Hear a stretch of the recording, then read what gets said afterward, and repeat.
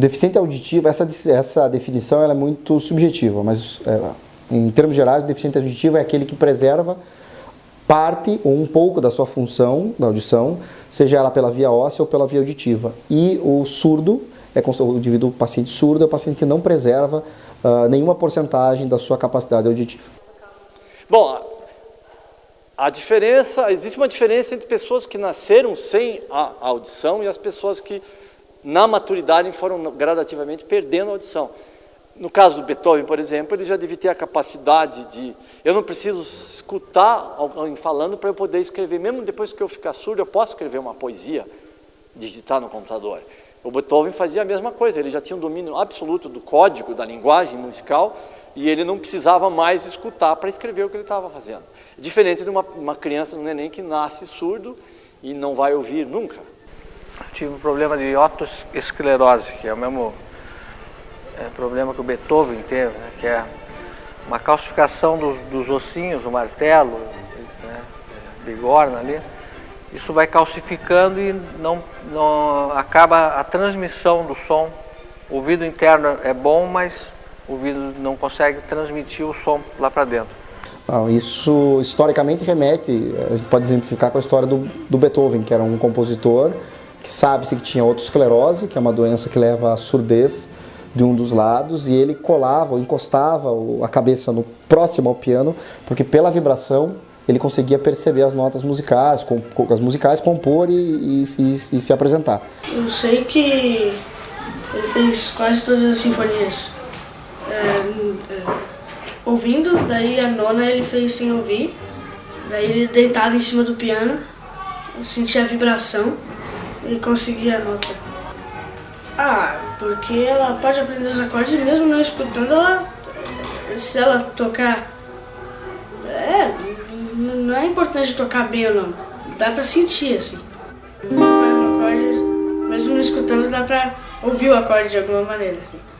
A questão é que, como eu disse, a gente tem duas vias auditivas, a via auditiva condutiva e a via auditiva óssea. E no caso dele, na otosclerose era unilateral, ele tinha a via condutiva perfeita de um lado, além disso tinha a via óssea preservada. Então ele conseguia, encostando ou se aproximando do instrumento, perceber essas vibrações. E assim ele conseguia compor e perceber o que ele estava tocando, perceber os sons e as notas. Não, assim, porque como vamos ficar perto, dá uma tremida, assim.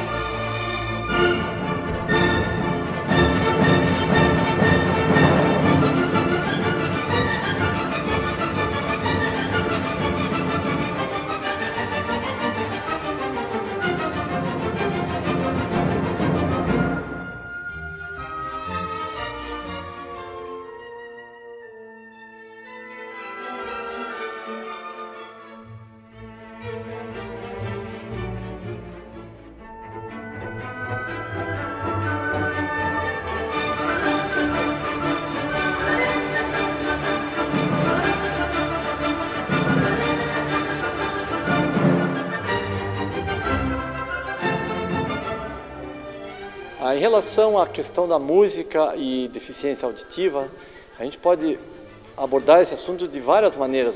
Talvez a primeira delas é lembrar que música é emoção.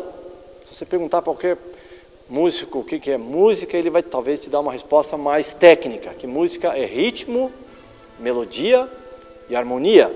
Ela tem esse fator diferente que engloba a emoção. Mas quando você soma essas três variantes, você tem um produto que basicamente tenta passar emoção de alguma forma. Talvez o ritmo, então, seria o ponto mais importante a gente salientar, porque mesmo que a gente não consiga ouvir muito bem, o ritmo ele consegue vir através das vibrações, principalmente do contrabaixo, da bateria. Já tive uma vez, a gente estava tocando com Milton Nascimento, o pessoal já estava, os músicos já estavam tudo no ônibus para ir para o show, era um show para 50 mil pessoas, sei lá. E aí veio a ordem do produtor que ia ter um coral de crianças, né? E que todo mundo tinha que descer do ônibus para assistir o coral. Aí alguns músicos já foram reclamando, que já estavam no ônibus, e daí aquela história, coral de criança agora, não sei o quê. Aí chegamos lá, era um coral de crianças surdas, mudas, né? Aí colocaram a música do Milton e elas faziam gestos, né? E iam sentindo, cada uma tinha, às vezes tinha uma mais dificuldade, uma sentia de um jeito, outra não ouvia nada, mas elas estavam se expressando, às vezes sem estar ouvindo, mas passando a emoção da música pra gente. E isso aí foi engraçado, porque aí o pessoal que saiu brincando ali, né, o coral, aí pegou a turma, né, entrou no ônibus, tinha um que ficava olhando para a janela, assim, meio chorando, não queria, ficava soluçando. O som é uma vibração que nós sentimos não apenas auditivamente, nós sentimos até pelo próprio tato, e isso possibilita que, inclusive, pessoas que têm determinado tipo de deficiência, sobretudo no plano auditivo, também experimentem a música, compreendendo ela, percebendo, usufruindo até, para usar um outro termo, da música, através de um outro viés que não aquele da percepção sensorial. Se você encostar a sua mão num alto-falante, ou num contrabaixo, você vai sentir a vibração, mas as vibrações podem ser sensorialmente, multissensorialmente, a pessoa pode estar envolvida por várias fontes de vibração, e essa combinação pode dar a sensação sinestésica de harmonia e, eventualmente, até de melodia mesmo. Obviamente, partindo do princípio que o ritmo é o mais fácil de resolver do ponto de vista da experiência da música por pessoas que não conseguem escutar como a gente escuta. Então, o que há é um intercâmbio de sensações, e mesmo essas sensações sutis, que passam a ser percebidas por outros veículos que não aqueles da nossa percepção objetiva. Então, um dos primeiros álbuns que eu ouvi assim sempre é o dos Beatles, Here Comes the Sun, que é do álbum Abbey Road.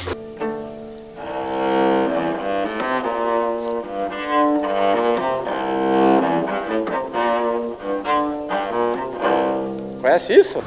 Eu gosto muito de Beatles, apesar de eu não saber inglês muito bem.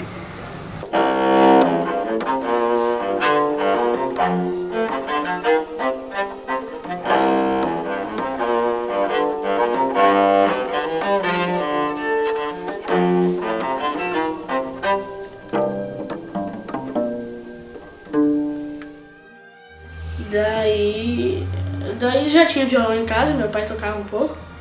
E daí eu ganhei o violão e comecei a fazer uns acordes meio malucos assim. Você não fazia aula? Não. Daí eu fazia legal, né? Sim, daí depois, quando eu tinha 9 anos, daí que eu comecei a estudar mesmo. Já sabia alguns acordes, mas eu comecei a estudar violão clássico. Eu, particularmente, além de médico, tenho uma apreciação muito grande por música. E eu não tenho a menor dúvida que, no meu caso e no caso de vários pacientes que a gente atende, ou de clientes que a gente atende, em empresas que a gente atende, a utilização da música na terapia comportamental, mesmo como um hobby para você estudar um instrumento, além de dar disciplina no caso das crianças, mas ele serve também como uma grande válvula de escape nos dias que a gente vive. E isso tem um pouco a ver com a vibração do som, com exatamente as sensações que a vibração do som provoca no indivíduo.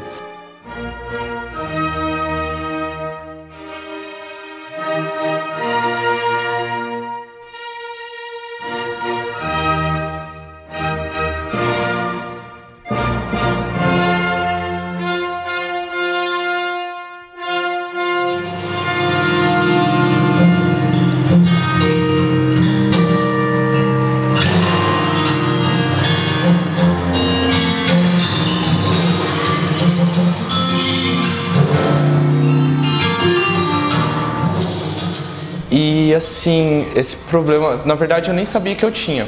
Pra mim surgiu assim depois quando eu comecei a dançar, tipo, a me envolver mais com a dança. Porque, tipo, eu já nasci com isso, tipo, ele é um atraso que eu tenho no ouvido esquerdo. Daí assim, no caso, o que era pra mim escutar assim, ó, eu escuto assim. No caso da música, é por isso que se indica para crianças muito pequenas e às vezes com problemas para fonar, para falar, fonoterapia, incluindo música, porque isso sabe-se que isso estimula o desenvolvimento das sinapses responsáveis por esse sistema. Daí, tipo, desde que eu comecei, tipo, quando eu era pequeno e tudo mais, eu falava tudo muito repetido. Como, por exemplo, assim, ia fazer chamada. Christopher deu, presente, presente. Falava, tipo, uma continuação do que eu queria falar. Ao passo que o indivíduo que é deficiente auditivo e que não consegue ter uma vida muito fácil, muito simples, porque tem uma perda grande, 70%, 80% da audição, uni ou bilateral, ele vai se beneficiar enormemente de um tratamento que envolva a musicoterapia, que ele possa sentir as vibrações, justamente por causa da preservação da via óssea. Daí, assim, foi acho que uns 3 anos atrás, assim, mais ou menos, eu comecei a reparar que eu escutava música diferente dos outros, porque assim, ó, o meu ex-coreógrafo, ele sempre cobrava de mim, falava assim, meu, você não tá no ritmo, você não tá fazendo no ritmo, você tá fora do ritmo. E pra mim ali eu tava no ritmo. E daí eu comecei a perceber, tipo, a ver assim, como as outras pessoas dançavam e como eu dançava. Tipo, eu comecei a ver em vídeo, assim, essas coisas, e comecei a reparar que eu tinha esse atraso. O que acontece, na verdade, é que, considerando que tudo que existe no mundo é um tipo de vibração... Só que parecia que a vibração, assim, na pele, assim mesmo, que, tipo, quando a gente dança, às vezes, assim, a gente sente mesmo a música, assim, tipo, pulsar. E daí, assim, a vibração, ela não batia. Daí eu reparei que era nesse ouvido aqui que eu tinha o problema, que tava errado ali. Daí o que eu comecei a fazer? Eu comecei a me concentrar mais nisso. Por alguma razão física, permite que um sentido perceba uma vibração sensorial que seria do domínio do outro. Hoje em dia, o que eu faço? Eu não tento escutar com os ouvidos, eu tento sentir mesmo a música. Que nem assim, se o som tá alto, a vibração ela pega, ela bate assim, hoje em dia em mim que nem vento. Tipo, ela pega assim, bate e eu sinto.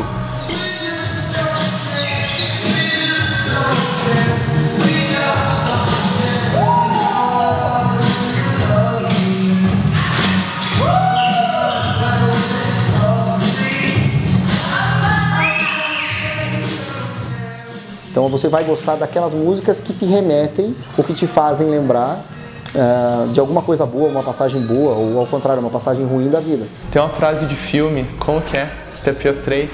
Estamos conectados na mesma batida.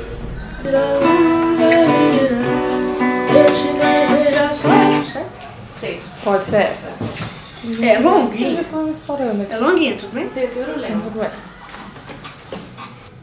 De qualquer forma, há pesquisas que mostram que o cérebro tem uma capacidade de compensar a parte, o córtex auditivo, ele de alguma forma ele vai desenvolvendo um outro sentido para tentar compensar, através de ressonância magnética. Estudos comprovam que existe uma compensação pela pessoa que não consegue escutar, ele acaba tendo uma outra forma de escutar que a gente não sabe, que a gente que escuta normalmente tem essa visão de que eles não escutam nada, eles escutam de outra forma.